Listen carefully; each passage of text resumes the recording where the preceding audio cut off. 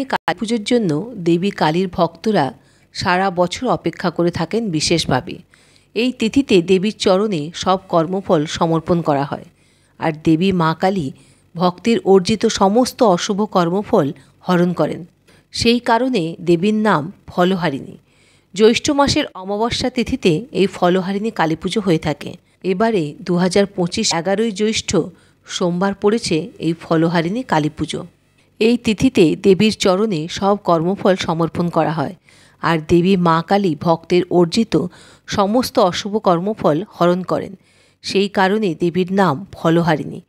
জ্যৈষ্ঠ মাসের অমাবস্যা তিথিতে ফলহারিণী কালী পুজো হয়ে থাকে।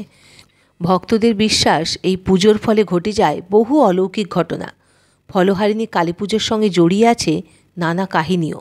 শ্রীরামকৃষ্ণের জন্য বিশেষ করে ভক্তদের কাছে ফলহারিণী কালী পুজোর বিশেষ গুরুত্ব পেয়েছে। কারণ 1280 বঙ্গাব্দে ফলহারিণী কালী পুজোর রাতেই শ্রীরামকৃষ্ণ দেবী শারদাকে ষোড়শী রূপে পুজো করেছিলেন।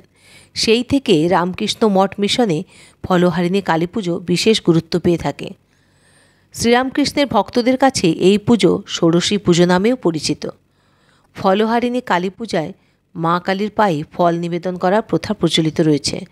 জ্যৈষ্ঠ মাসে এই পুজোয় আম, জাম, লিচু ও কাঁঠালের মতো নানা ফল পাওয়া যায়।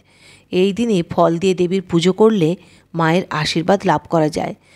তারাপীঠে তারামাকে এই দিন ফলের মালায় সাজানো হয়ে থাকে। একটি কাহিনীতে বলা হয়, উত্তর হাওড়ার শালকিয়ার জমিদার ছিলেন গীতিকার পুলক বন্দ্যোপাধ্যায়ের পূর্বপুরুষরা। তাদের জমিদারির আমলে একমাত্র দুর্গাপূজাই ছিল জমিদার বাড়ির একমাত্র পুজো।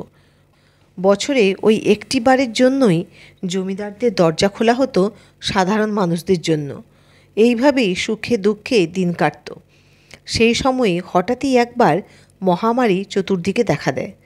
জমিদাররাও খুব চিন্তায় পড়ে যান যে কিভাবে তিনি মানুষজনকে বাঁচাবেন এই ভয়াবহ মহামারীর কবল থেকে।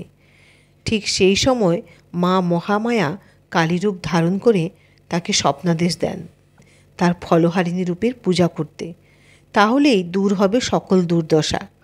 আর এই স্বপ্নাদেশ অনুযায়ী ব্যানার্জি বাগান অশ্বত্থতলা সংলগ্ন পুকুর থেকেই উঠে আসে তার গহনা ও পুজোর বাসনপত্র।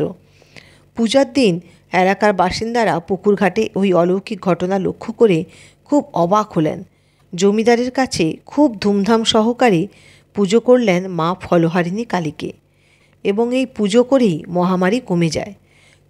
তবে মা যে দয়াময়ী, তাই মায়ের পুজোতে পশু বলি নিষিদ্ধ, বলি দেওয়া হয় শুধু ছাঁচি কুমড়ো। তবে এই ফলহারিণী অমাবস্যা তন্ত্রসাধকদের কাছেও অত্যন্ত মাহাত্ম্যপূর্ণ একটি তিথি। এই দিনে আর্থিক উন্নতির জন্য বাড়ির উত্তর পূর্ব কোণে একটি মাটির প্রদীপ জ্বালিয়ে রাখা হয়। তবে তেল নয়, ঘি দিয়ে প্রদীপটি জ্বালাতে হয়। প্রদীপে 3টি লবঙ্গ, 3টি এলাচ ও একটি মুদ্রা দেবেন।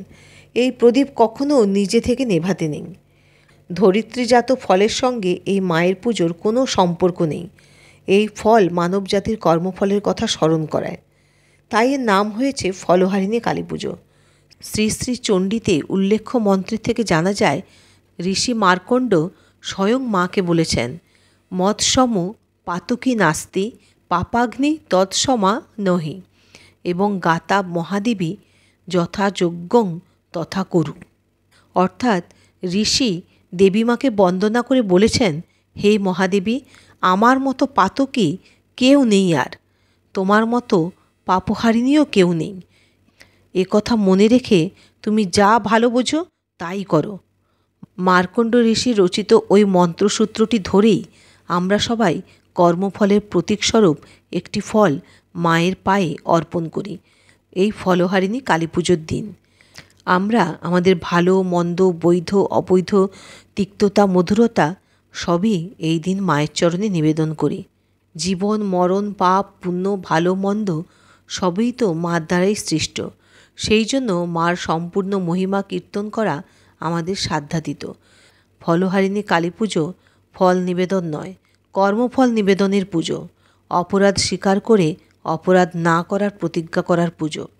আর এই ফলহারিণী অমাবস্যার দিন পুজো করার সাথে সাথে যদি আমরা বিশেষ কিছু কাজ করি, তাহলে আমাদের সৌভাগ্য ও সুখ সমৃদ্ধি ফিরে আসতে পারে।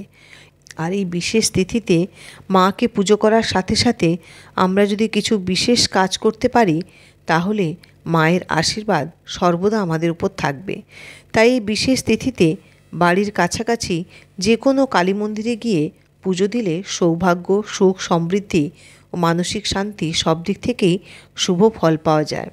তো এখন জেনে নিন এই পুজোর দিন কি কি কাজ করবেন। কালী পুজোর দিন সকাল থেকে সারা রাত একটা ঘিয়ের প্রদীপ ঘরের ঠাকুরের আসনে জ্বালিয়ে রাখুন। খেয়াল রাখতে হবে সেটা যেন কোনোভাবেই নিভে না যায়। কালী পুজোর দিন রাতেই বাড়ির ছাদে একটি কালো পাঁচমুখী প্রদীপ জ্বালুন। কালী পুজোর উপবাস যারা করেন তারা পুজোর পরের দিন ব্রাহ্মণ ভোজন করান, তাতে খুব ভালো ফল পাবেন। কালী ঠাকুরের মন্দিরে কিছুটা আতপ চাল, একটি গোটা নারকেল ও 108টি জবা ফুলের মালা এবং কিছুটা ঘি দান করুন। কালী পুজোর দিন সন্ধ্যার পর বটগাছের গোড়ায় 3 বার কালো তিল রাখুন, মনের সমস্ত আশা পূরণ হবে। এছাড়াও কোনো মন্দিরে একটি খাড়া দান করুন, তাহলেই দেখবেন আপনার সমস্ত মনের ইচ্ছা খুব তাড়াতাড়ি পূর্ণ হবে। তো বন্ধুরা, ফলহারিণী কালী পুজো সম্পর্কে এই সব তথ্যগুলি আপনাদের কেমন লাগলো একটা কমেন্ট করে জানাবেন।